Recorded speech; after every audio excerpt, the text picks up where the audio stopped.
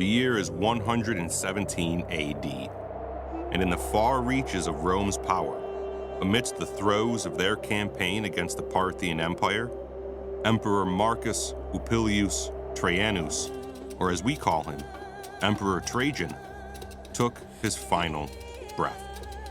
The particulars of his demise, like many things from that long ago, were lost to the fluttering and yellowed pages of history. One thing that wasn't lost, however, was the work of his successor, Imperator Caesar Trajanus Hadrianus Augustus, or as history has him named, Hadrian. Sitting under the zenith of Roman power that countless predecessors before him bought by blood and steel, Emperor Hadrian deeply understood the weight that such an expansive empire placed upon the so-called Eternal City. It was there, at the farthest reaches of imperial power, upon the grassy and rolling hills of Britannia, that Hadrian was forced into action. The native tribes of the Picts and Caledonians, who would one day give way to the Scots and Brits that we know, united by their hatred for all things Roman, sought to purchase their freedom by the blood of their peoples. With Rome's power seated thousands of miles away, these painted people, like wolves at the edge of a campfire's glow, would use the terrain they called home to their advantage, attack, and then disappear again into the forests and glens of northern Britannia. Each gust of wind, the Romans feared, would be carrying the sounds of their ancient war horns through the fog and promising a day of bloodshed. With elk and deer horns strapped above their painted faces, and the heads of any Roman lucky enough to meet their hammered blades piled as morbid warnings for all to see, the Picts stood their ground. By the divine right of our God Emperor, the Latins would say, this land belongs to Rome. But nevertheless, the Picts stood their ground. The battles were fierce and intense, striking fear into the heart of the most hardened Roman. And it was these attacks, these raids, and even outright battles that compelled Emperor Hadrian to take on a project which we moderns can still see today. Hadrian's Wall. A 100-day march from the city, over 1,000 miles away, Hadrian proposed and enacted a feat of militaristic engineering to keep Rome safe from her enemies. With ancient precision, rocks and stone, hewn piece by piece from the land they believed they owned, and shaped by Roman perfection, were carried across the foggy landscape of Britannia to construct a wall 73 miles long. Connecting the east and west coasts, Hadrian's Wall dominated the horizon as it towered 20 feet above the grasslands, plains, and hills, crawling from sea to shining sea across a land that refused to kneel to Rome. For that is why Hadrian built his wall, to keep the enemies away, to stop them from undermining their well-ordered society, to keep his people free from the toxic influence of any who would ever dare to claim that the emperor was not a god and in fact had no right to exert his influence over others. And for the most part, Hadrian's Wall was a success. It did what he intended it to do and kept the enemies of Rome at bay long enough for him to continue consolidating power across the known world. But with all the technological advancements he used, and with all the power of Rome at his disposal, one thing he did not consider is that his wall, as impressive and effective as it was, did nothing to stop the enemies that were already within her borders from undermining the power of the blood cult that was the Roman Empire.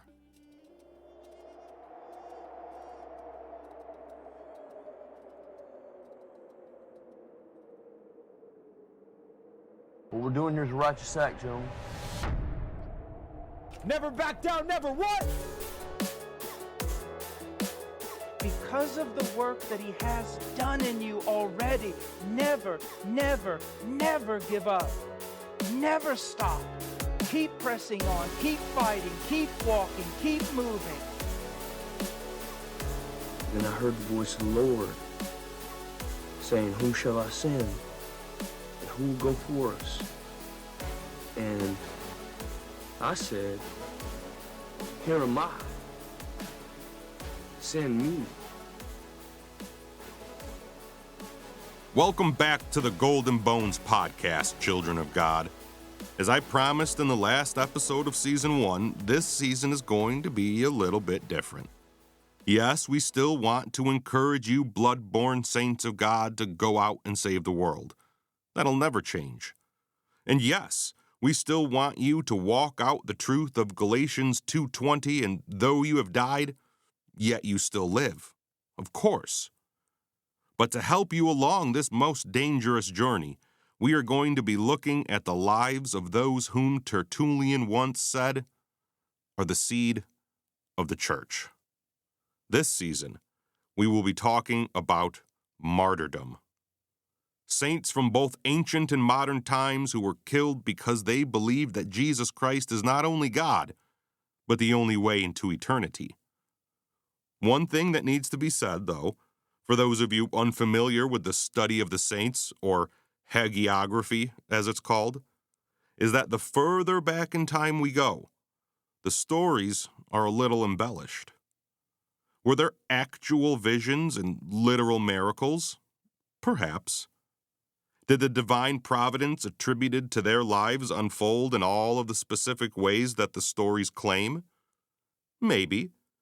How they lived is important, of course. But why they died? All the more so. Now, one last thing before we actually get into today's episode.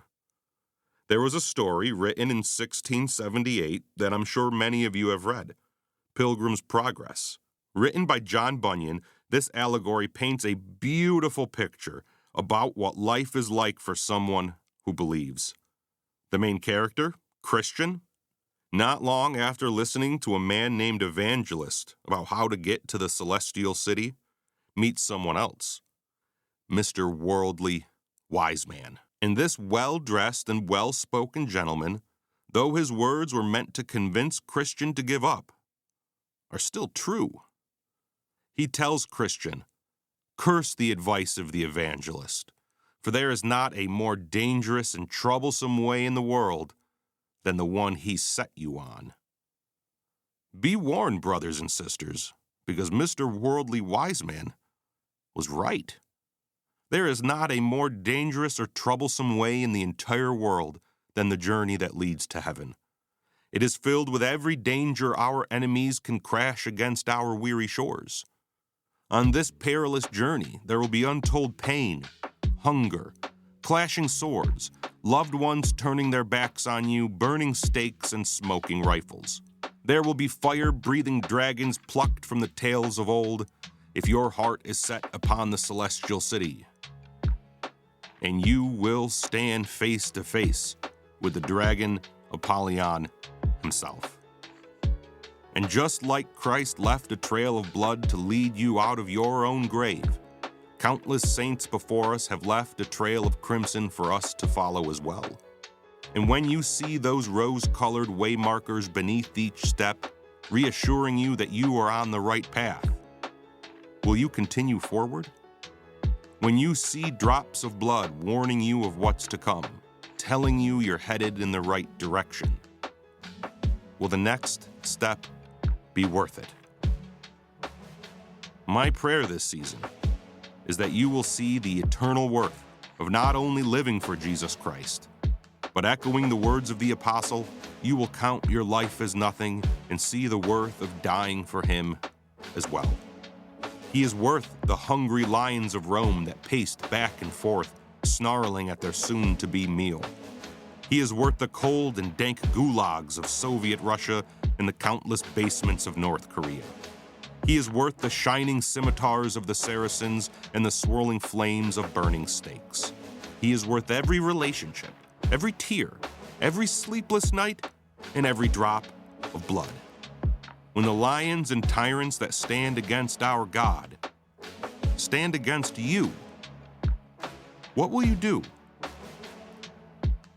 Be warned, Christian, for you are on a most dangerous and troublesome path.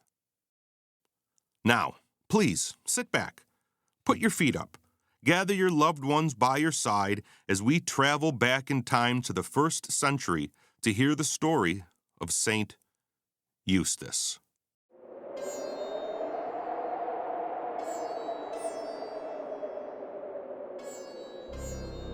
In 114 AD, just a few years before he would pass into eternity, and with all the gusto of a man who believed himself to be a god, Emperor Trajan launched a massive campaign against the Parthian Empire of modern-day Iraq.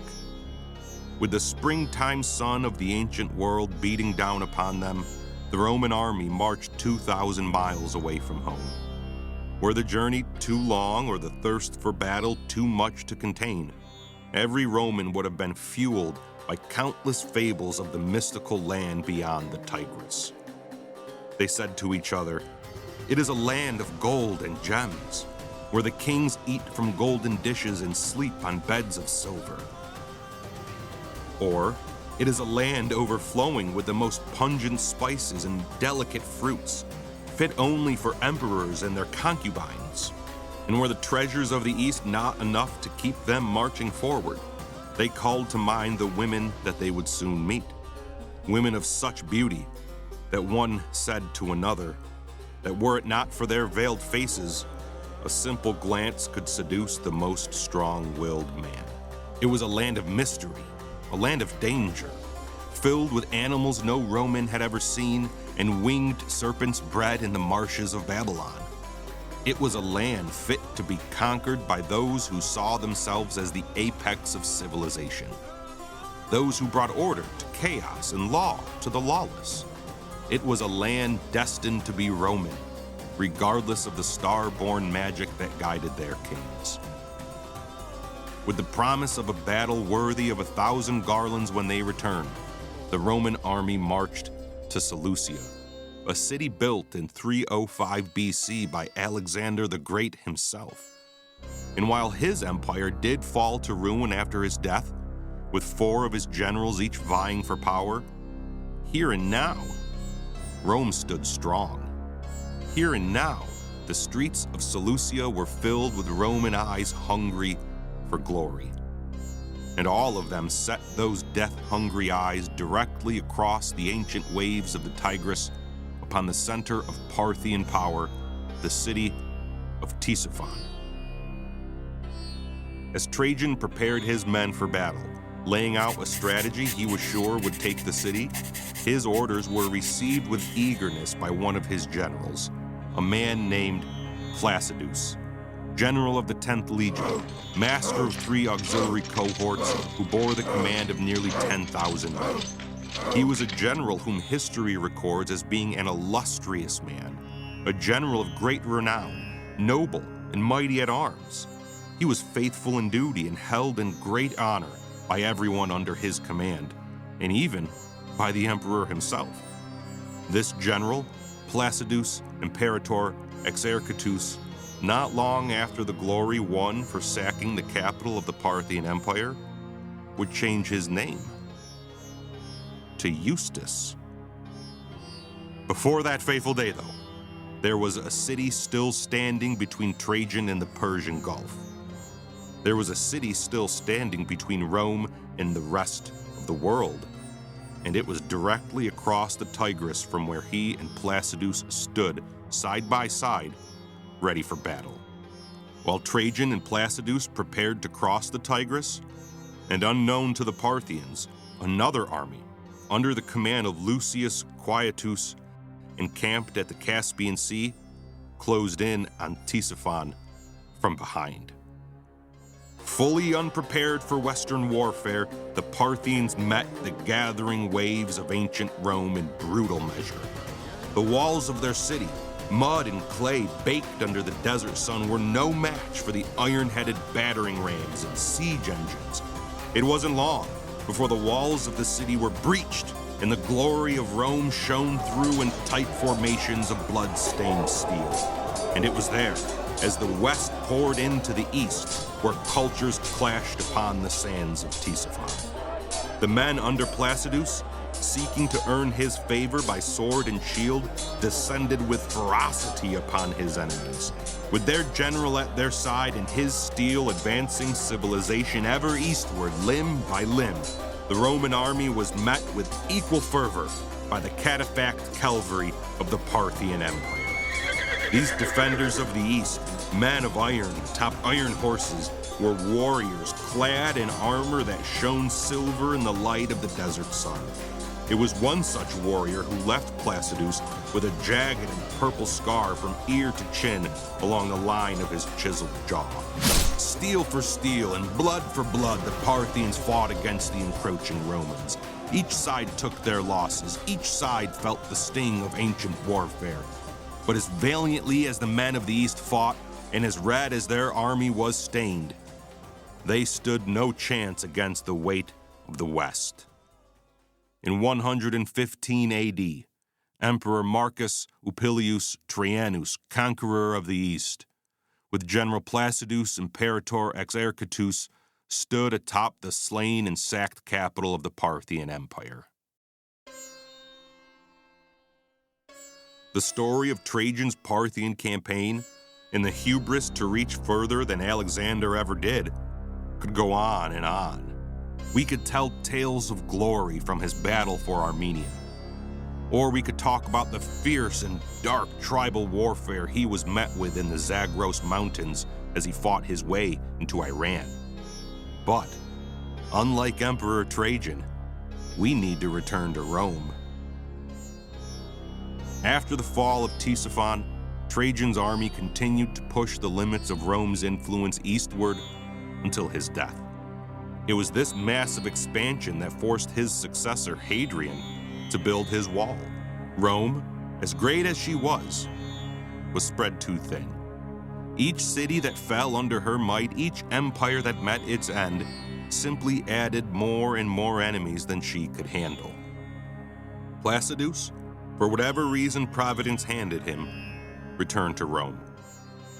Was he prompted to return home by the death of the emperor who held him in such high esteem? Maybe. Or perhaps the haunting memories of those who met his blade caused him, like so many other warriors, to grow battle-weary. History doesn't tell us. What history does tell us, however, is that after the Parthian campaign, and with all the honor that a returning general earns, Placidus returned to the Italian peninsula. Making the long journey back across the ancient world, he eagerly returned to his family, to his home. And it is here, in the flowing hills of Tiber, a mere 15 miles from Rome, an afternoon walk, that a battle-hardened general of the Roman Empire stepped into his destiny.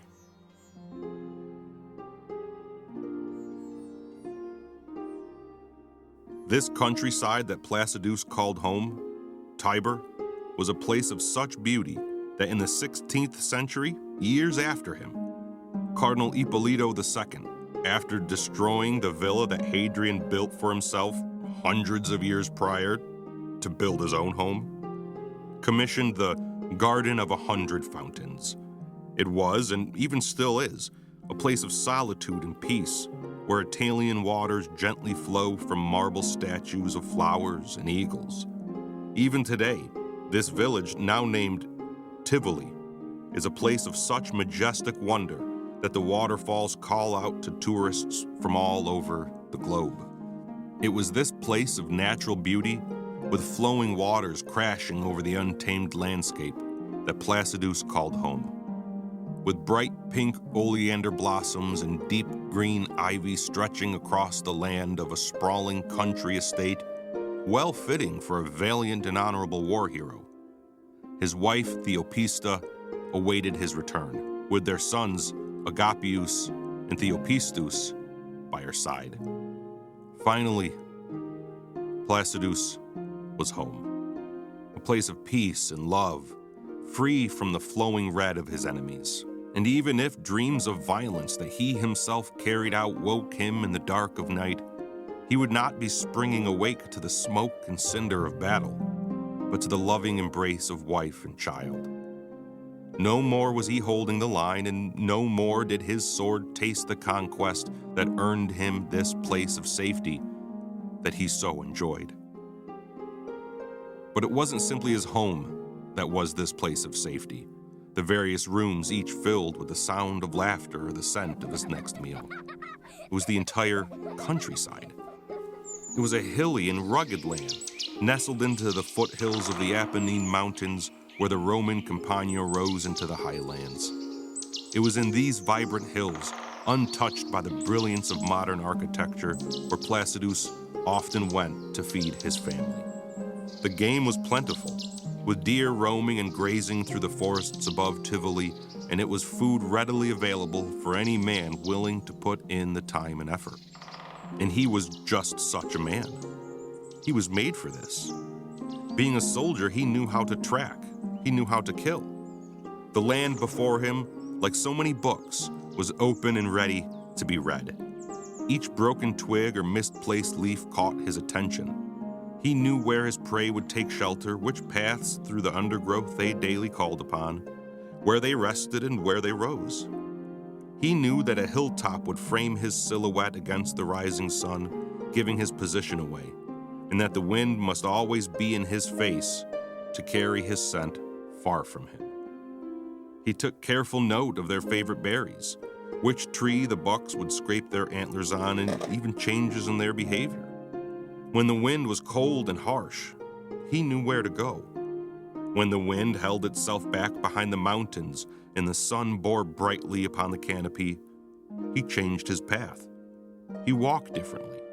He breathed differently, knowing that his prey was cunning.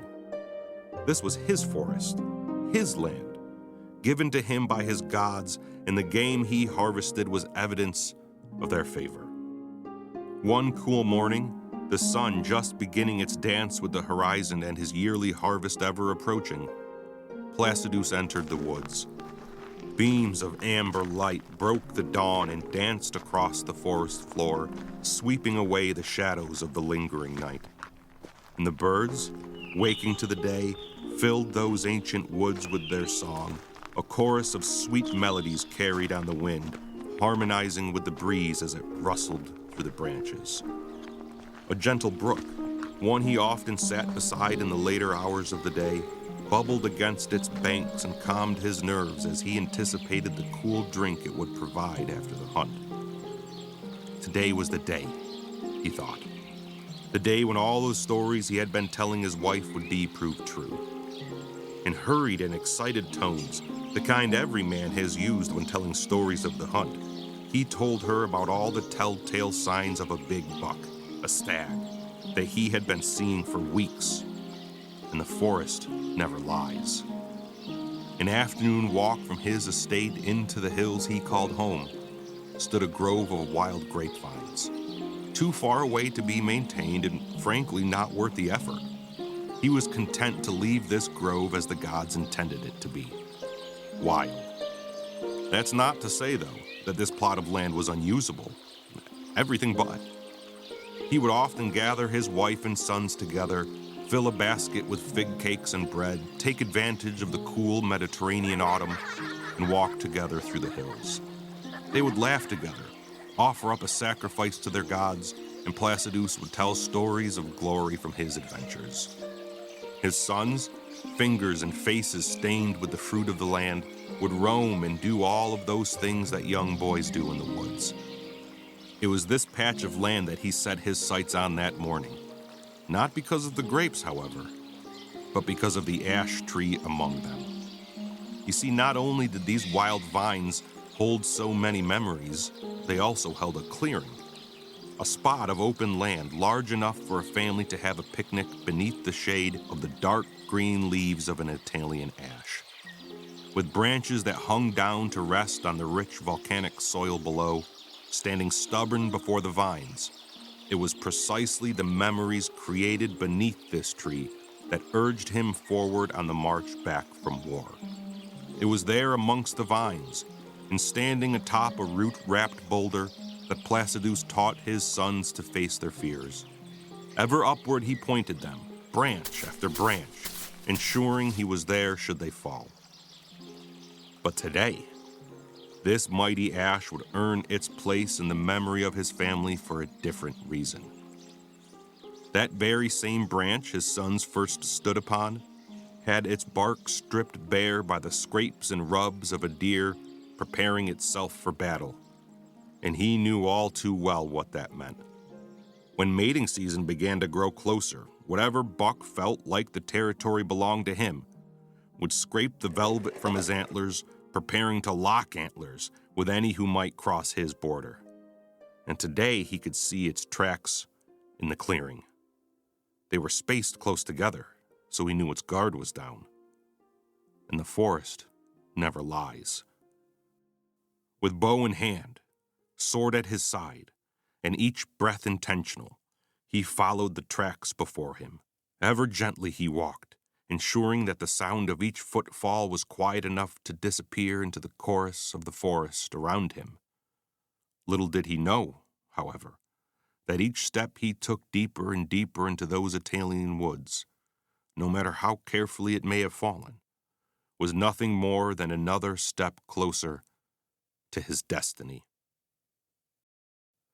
The moment he spent all night preparing for was now at hand.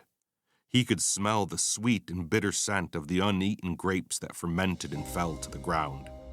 And there, in the clearing, standing directly before the mighty ash tree and trampling across the fallen grapes, stood not only one buck, but two. Across from each other like so many soldiers, the deer stood ready for battle. And Placidus, knocking an arrow, stood ready to kill the victor. Each one pawed the forest floor, warning its opponent, and their grunts filled the air as they locked arms. Back and forth the animals flashed, steam from their flared nostrils covering their cold black eyes. The fight raged on, each buck fighting for dominance and crushing the fermented grapes into the dirt. The larger buck, a stag Placidus had already decided would win this fight, bore down upon his enemy with ferocity. Its antlers, as tall as they were wide, were now spotted with blood and wine. With a final thrust of its thick and muscular neck, the buck sent his opponent running, admitting defeat. And there before the ash stood the mighty stag, his antlers speckled red with victory. It was then that Placidus raised his bow, drew the string back, and just as he was ready to loose the arrow, froze in awestruck wonder. With eyes unable to hold back the tears which formed, Placidus beheld a pillar of golden light break through the clouds and bathe the stag in sunshine. There, before his very eyes, the once brown deer now shone a bright, neon white as it stood beneath marigold channels of light. He moved to cover his eyes, loosing his grip on the bowstring, and no sooner did that arrow fly forward than it was knocked aside by a single point of light that erupted into technicolor beams that grew between the antlers of the stag. And it was this vibrant and fierce image that brought Placidus to his knees. In the woods above his home, Placidus knelt before a glowing white stag with a crucifix shimmering between its blood and wine-speckled antlers. The cross vibrated and hummed, searing the very air with its presence as the stag stood unmoving amongst the golden channels of light. Each tear that fell from this Roman general refused to give him any answers. His scar grew warm, as it always did in times of deep anguish, and his mind struggled to make sense of what was before his eyes. He had heard of the Christian God before, even befriending some who believed in him. But they were the poor, the needy. They were the outcast children of the far more advanced Roman religion. And their God, if the stories he had heard were true, was killed. And not only was he killed, but he was crucified. The God of the unwanted suffered a penalty that was reserved for the outcasts who worshipped him. He was whipped till his bones showed through his back and nailed naked to a tree. Should I believe the things the Christians say? He managed to think. They say he died, yes, but they also say he rose back to life. Who is this God who has conquered death? If he is real, does he hear their prayers? If he does, then why do they remain poor and abused? But nothing could change the truth that was before him as he knelt before the white stag and beheld the searing image of the cross. It was then, when both thoughts and body began to fail, that the forest fell silent. No birds sang, and even the gentle waves of the brook, though they continued forward, made no noise as they lapped against stone and root. All he could hear was the intensity of the neon cross before him, until, like so many crashing waves, a voice filled the air, telling him that just as he hunted the stag, the Christian God had been hunting him. In overwhelming fear, Roman General Placidus, Imperator Exercitus, fell as dead amongst the blood and wine.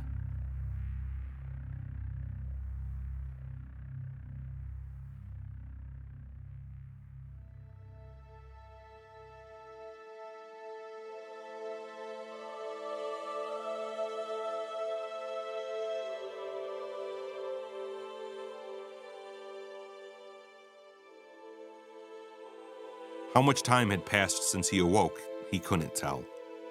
The sun still shone and the birds still sang, but the stag, woven forever between his thoughts, was gone. Yet all around him the signs of battle remained. Scuffs of dark soil held darker puddles. Broken vines torn from their cane littered the clearing, and leaves too young to fall dotted the forest floor. Running as fast as his weak knees could carry him, Placidus ran to his wife and sons, only to hear that while he arose before dawn, leaving her asleep upon their bed, she had a vision of the Christian God as well. And there, in the estate of a Roman war hero, a family of saints was born. In the following days, Placidus changed his name to Eustace, reflecting on the numerous name changes that Christ gave to his followers. All four of them, himself, his wife, and 2 sons, were baptized. Were peace to be had as a Roman, he thought, with all of the pomp and honor it provides, then surely this God of all creation would bestow upon him blessing after blessing. Not long after this household baptism, however, and as is far too common in the ancient world, tragedy struck. As powerful as Rome was, she wasn't immune to the problems that all empires face. Crops failed, trade routes grew unsafe to travel, and disease spread. And Eustace was not spared from the maladies that struck his nation. This once wealthy and celebrated general, one whom city streets gladly offered up garlands of praise toward, lost everything.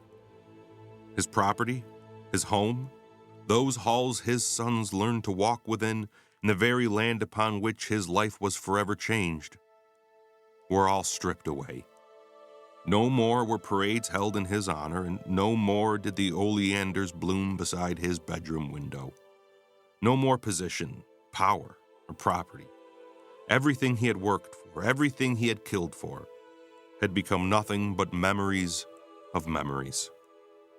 You see, as always goes hand in hand with national turmoil, the dark heart of man ever prompts him to live by brute force. There were bands of raiders, pirates and highwaymen who would take by violence anything their eyes desired. And a grand estate in the lush countryside was ripe for the taking.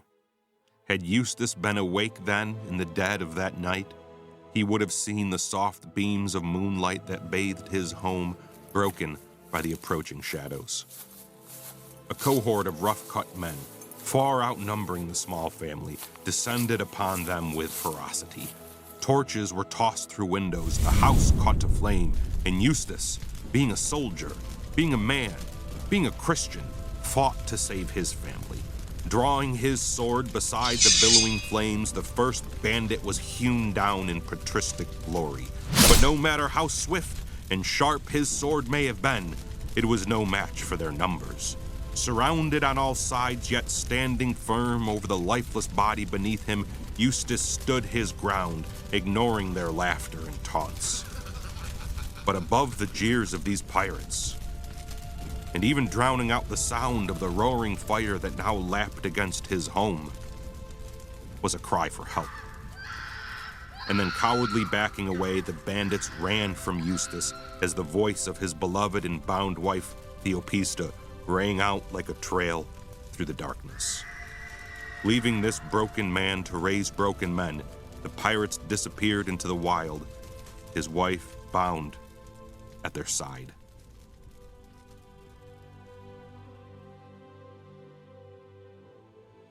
With his sons at his side, they set off into the dense forest that he knew so well. Would he find his wife? Would his God intervene? Would he see the white stag again?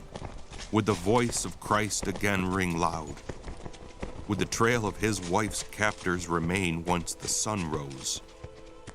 He found no answers as the light from his burning home grew further and further away. The dawn broke to light a dozen times, bringing him further from the ashes, but never any closer to his wife. And as both time and land passed by, the guilt he was feeling, though it was ever present in his heart and mind, failed to make him blame his God. He had read and taught his sons that the trials of this life are nothing compared to the glory yet to come. So onward Eustace continued into the unknown, into a world of danger and trouble, where, he was sure, his enemy paced about like a roaring lion. The days since his wife was taken turned to months, and the turning months brought a cold and harsh winter. In drifts and squalls the snow fell, blanketing the mountains of central Italy. Yet deeper into the wild he brought his sons, ensuring that his steps through the snow could be followed, if only to lessen the cold upon their feet. And follow him they did. Each son, both on the verge of becoming teenagers, and happy to bear the swords he daily taught them to use, would follow their father wherever he led, knowing that wherever it was, it would all be for their good. Amongst the snarling beasts and whispering bulrushes was where they traveled, ever looking, but never finding. And this became their life for a number of years. And every passing day he taught them, we can never forsake the God who saves us from our sins, no matter what may come our way. And one such day, when another winter let loose its full fury upon the mountains below, it presented him the opportunity to do that very thing. Before them in the woods, a river that refused to freeze and demanded to be crossed carved its way through the wild. The banks of hard and slick dirt and stone proved to be the perfect place for a pack of red-eyed and frenzied wolves that had been following them for days to descend upon the weary family. With dripping fangs and howls that echoed off the frozen trees, the animals pounced, being met with equal vigor as Eustace spilled their blood. With all the training of a Roman, Eustace and his sons hacked at the animals, and every swing of his sword added more and more rose-colored stains across the shimmering and glittering snow. But again, as with his wife, his enemies outnumbered him, and his sons were taken.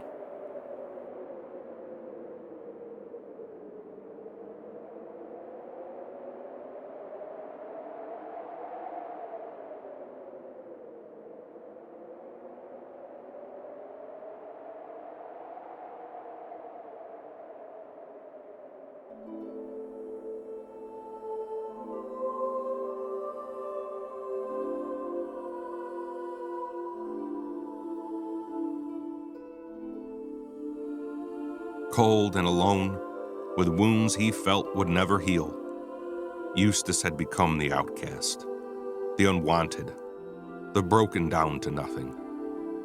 How many miles had he wandered he couldn't tell. Across mountains and valley, deep forests void of any light that could break through, and dangers beyond the horizon he was ill prepared to face. One day, coming to the edges of a farm, with tattered and blood-stained clothes draped over his worn body, Eustace was finally able to take a breath.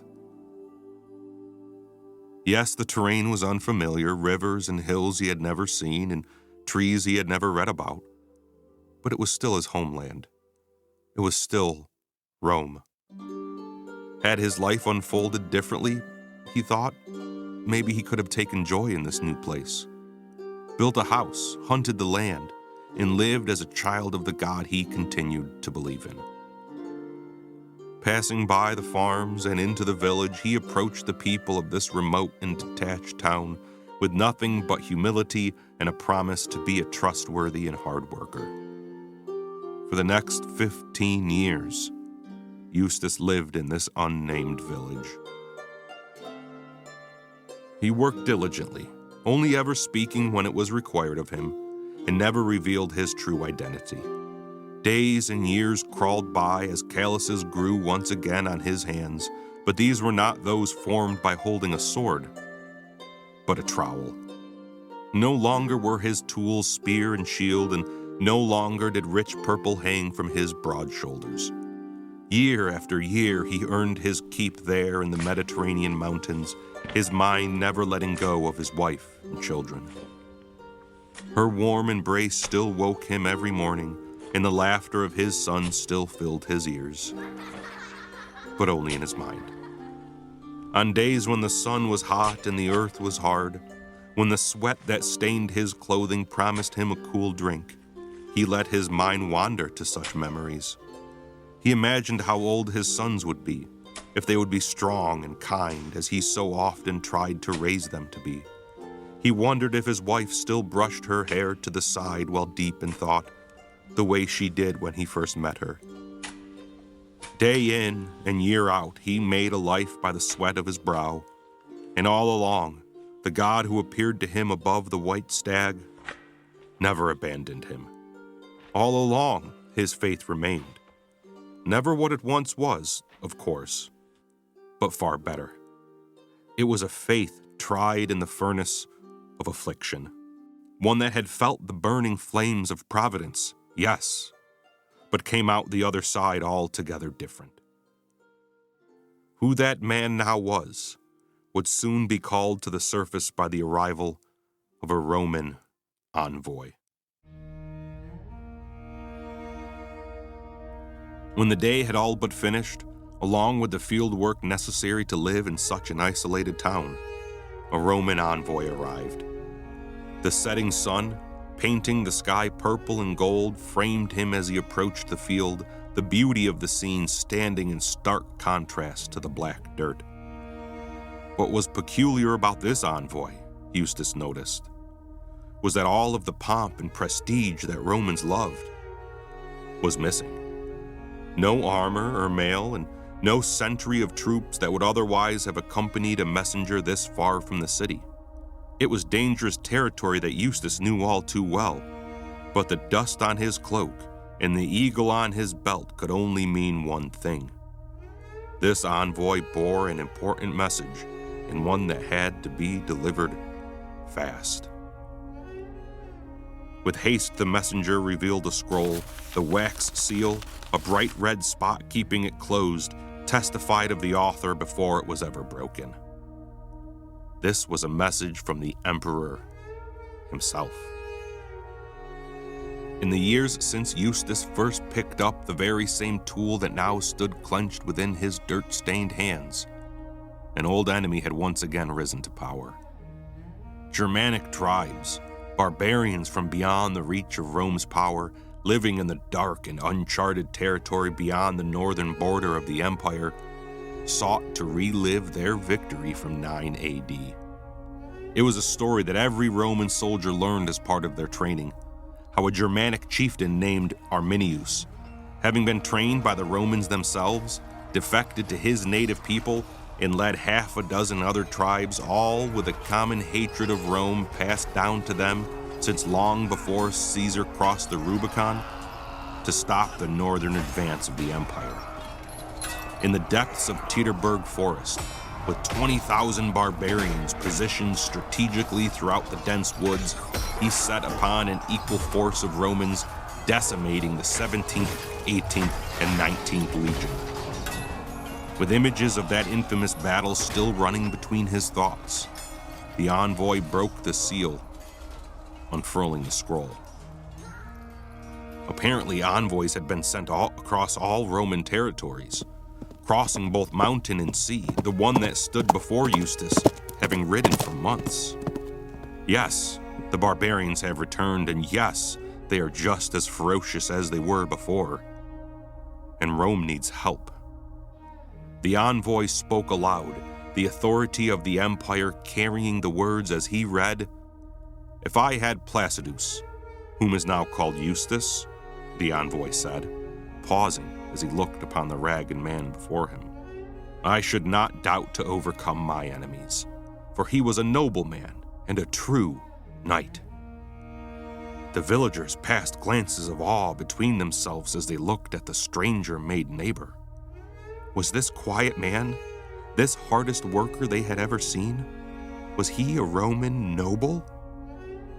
The way he withdrew in times of quiet, but never naming the God he prayed to, told them that he was religious. He never spoke of his past, but the way he worked and the strength he displayed, which one time they never gave question to, now became facts that they could rely on. What brought him to these mountains so far from the brightness of the city? They had seen scars upon both his body and face, and when the envoy described the one framing his chin, they knew that they were in the presence of a knight so true that he was called upon by the emperor himself. Were these the sons of the barbarians from long ago, Eustace thought, looking to make war with the sons of Rome? Am I still a son of Rome? I am no longer the man I used to be. Can I, as a Christian, go to war on behalf of my nation? Can I, with the edge of my sword, defend the things that they hold dear? Can I kill to ensure that the way of life they have been building continues to stand? Would I be sinning against my God? Should I once again take up my sword and defend my homeland? With no answers to his questions, and as quiet as he had been for the past 15 years, Eustace rode off and touched the horizon.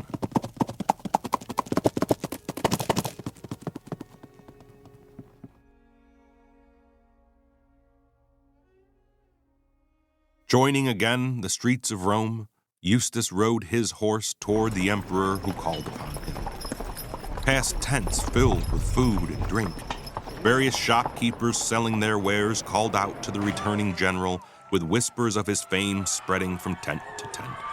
The smoke from the smith, black and thick, clouded to one side, and the smell of the tanner once again singed his nose.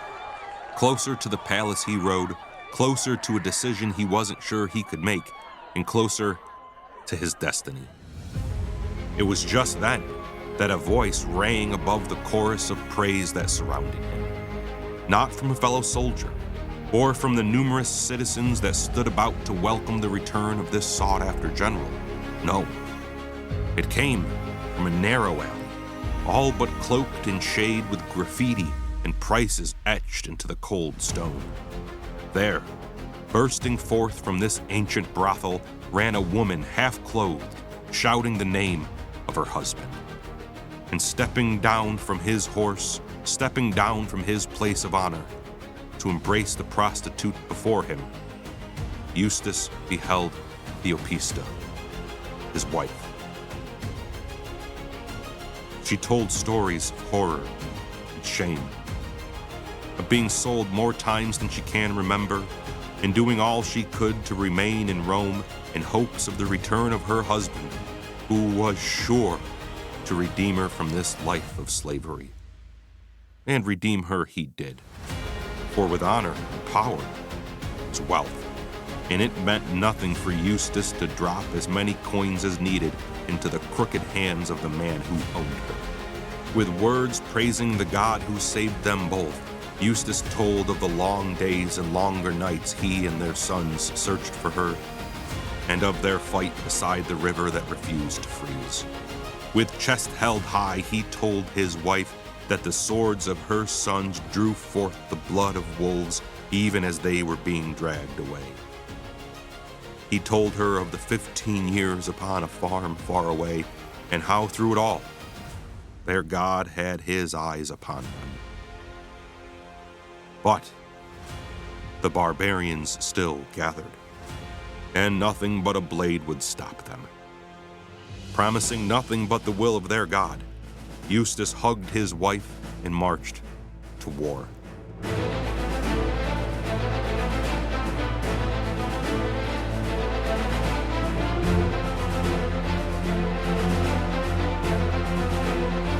Sitting atop his war horse, both man and animal armored for battle, Eustace rode back and forth before the men who swore their lives under his command.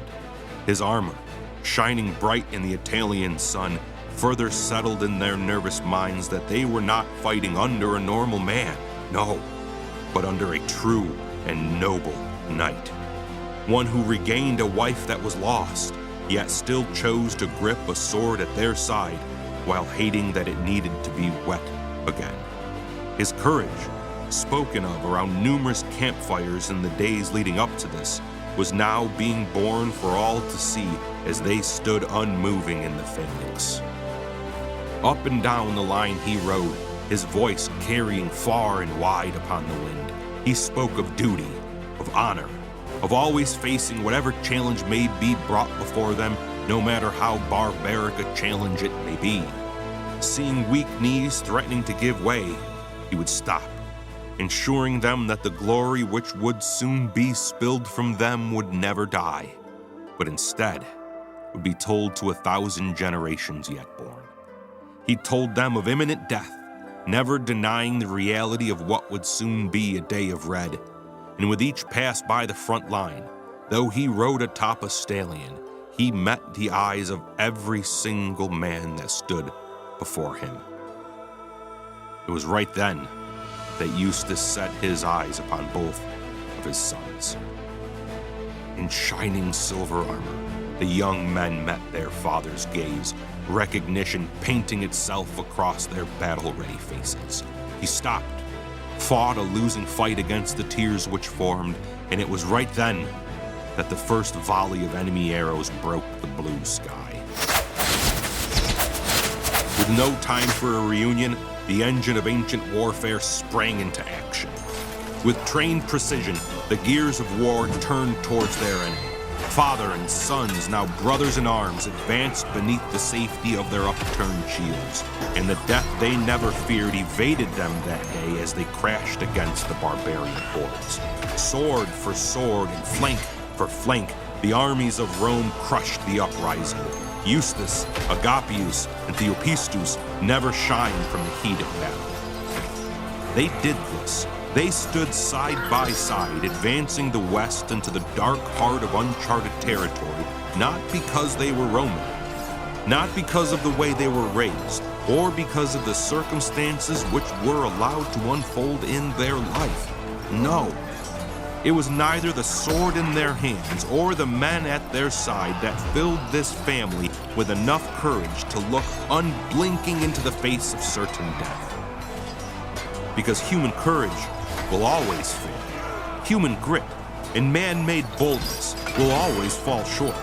And though they may carry you forward into battle after battle, allowing you to escape what you thought was certain death, on the day when death does come for you, only the God who has defeated death can save you. Eustace and his sons were united that day by a bond far deeper than blood and soil. They were united by the glowing blood of Christ that knows no boundaries and respects no persons. For when the dark light of humanity grows and crawls over the fields of this life, and any hope of sunshine is washed to the side by the shade you stand under, only the light of Christ can break through. and breakthrough it does. Through the loss of family, the truth of Christ still shines. Through warfare, ancient or modern, the light of Christ still shines. And it is a light that will not only guide you through the valley of the shadow of death, leading you on paths of righteousness, it is a light that will never grow dim. Though the nations rage, the God who defeated death laughs and does as he pleases, accounting every nation on earth as nothing but dust to be brushed aside.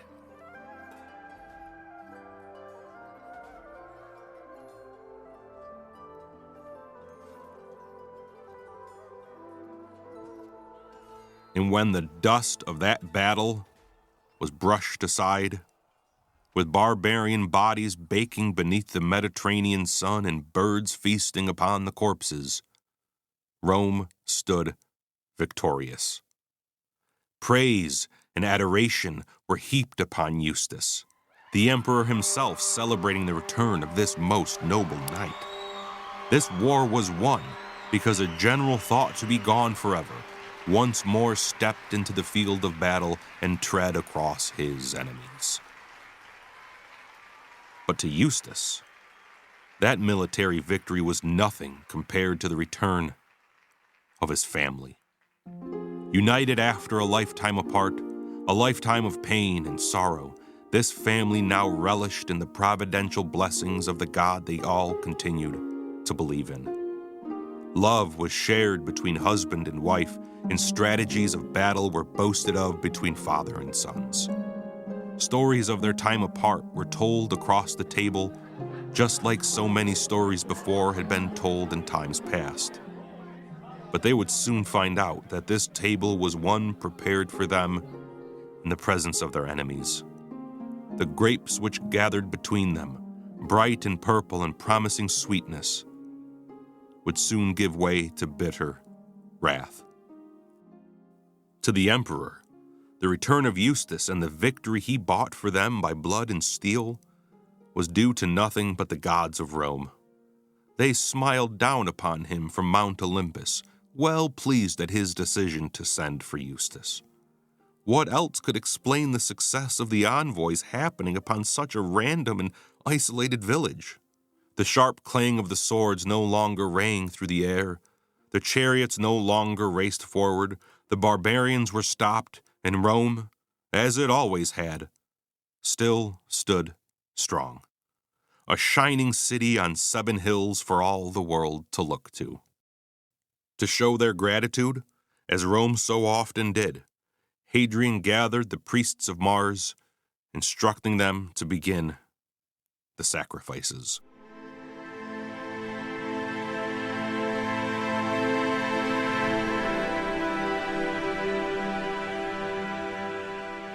The stone altar, stained with deep crimson streaks in spite of the ceremonial washings, would be sprinkled with salted flour as it stood ominously before the crowds that would gather. And no sooner would the sun break the morning would the flute players begin their sacred melodies. The dissonant sounds of the double reeds would fill the temple complex, the baying of oxen being led to slaughter, punctuating the hypnotic droning. Hot coals, flickering red, would be placed into bronze bowls that flanked the altar as priests sprinkled pieces of pine resin and crushed laurel over them, while they covered their heads and recited their pagan prayers.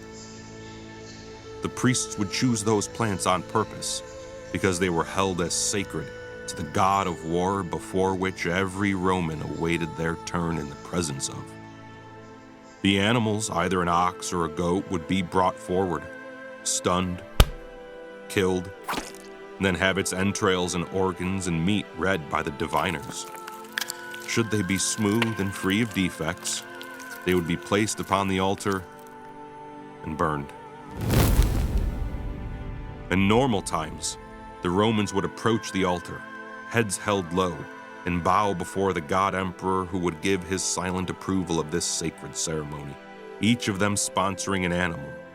In normal times, it was a day when every citizen reaffirmed what it was that made them Roman. This was when everything that it meant to be a Roman came to the surface. Regardless of how you lived, it didn't matter, so long as you lived for Rome. Every heart united in a common faith that made the city eternal. But this sacrificial ceremony was not normal, for neither the state nor the families were sponsoring the animals. This was a special, a unique ceremony, outside of the recurring killings that marked their calendars with days of red. This was a sacrifice of thanksgiving to the gods of Rome who had given them a victory because of the general who led them. The truths of the long-lost leader, stripped of everything he held dear, only to return in their hour of need, be reunited with his wife and sons, and then wage war against an enemy that was sure to triumph, were nothing but more and more proof that the gods looked kindly upon Eustace, holding him in their divine favor. Step by step, Eustace and his family walked across the Roman sand, each grain crunching beneath their sandaled feet. The priests and their assistants stood in their robes. The diviners looked on, anticipating what animal the general would bring, until the man with everything left to lose stepped forward with nothing.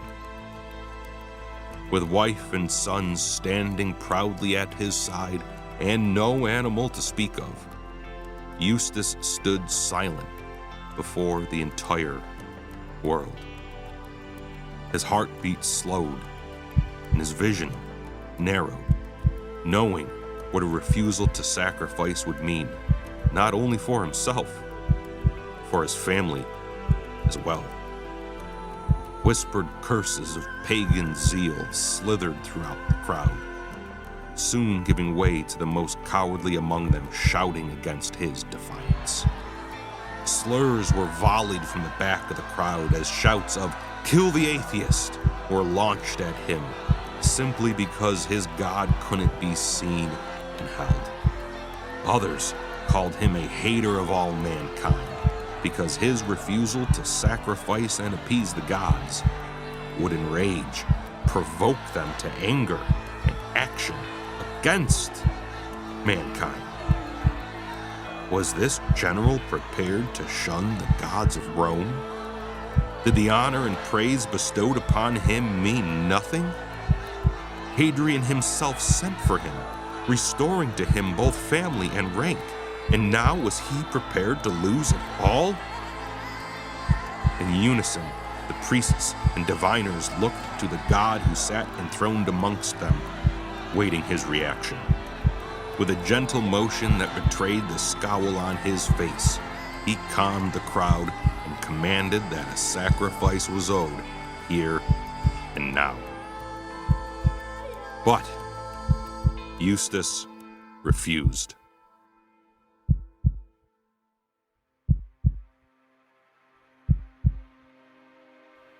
His eyes sat as firmly as they had been when he fought both man and beast, locked with the false god before him as he spoke in an unwavering voice. I am a Christian, and I adore the living God who made heaven and earth, the sea, and all that in them is, he said, his wife and sons approving of every syllable as he punctuated his defiance. I will not sacrifice to demons. In fury, Hadrian stood from his throne, bellowing out the death that awaits should Eustace continue to be unmoving. A bronze bull, hollow and large enough for a family, stood over a fire that began to glow, close enough for this family to hear the subtle pinging of metal growing hot.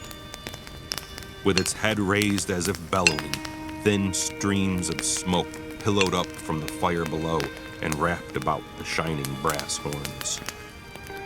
Would Eustace, a man who had lost everything only to gain it back, risk losing it all again? The truth of the God who appeared to him above the white stag carried him through the loss of his family, through unknown wilderness and the total loss of station in his life. But would it carry him through this? Did the faith within him burn any hotter than the flames which even now grew higher about the brazen bull that beckoned for him?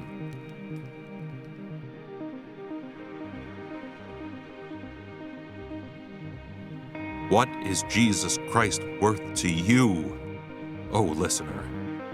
Can the truth of who God is and what he has done to save you carry you through the dangers of this life that he brings to your shores? Does the truth of many weapons being formed against you cause you to live as though they will prosper, even though God has said that they never will?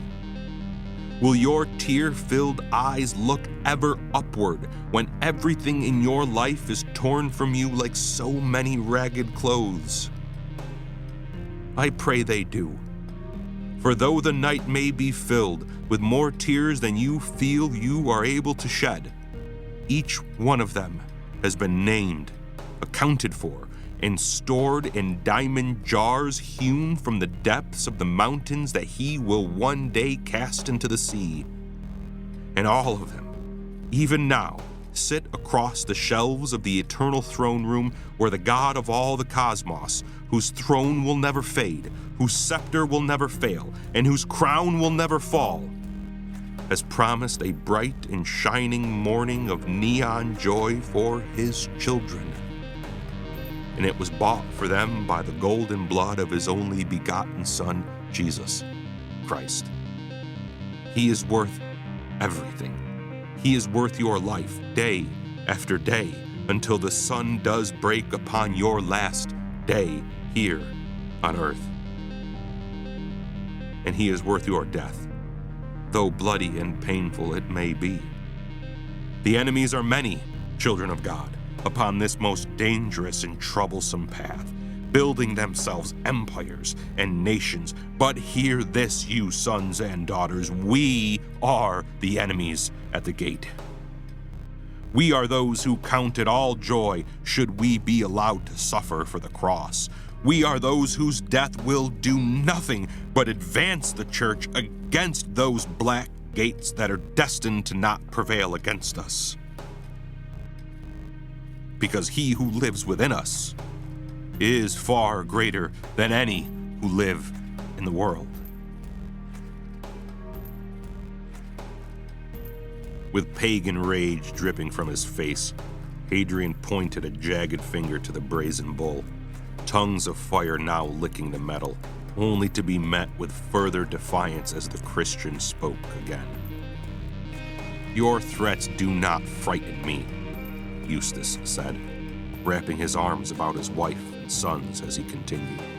I have served you loyally as a soldier, but my soul belongs to Christ, and I will never deny him.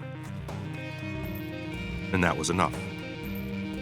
At Spear Point, the reunited family was ushered forward, their father leading the way as he spoke. Our hope is in the Lord Jesus Christ, who will grant eternal reward, not temporary honor. The door of the brazen bull was opened, and the family climbed inside.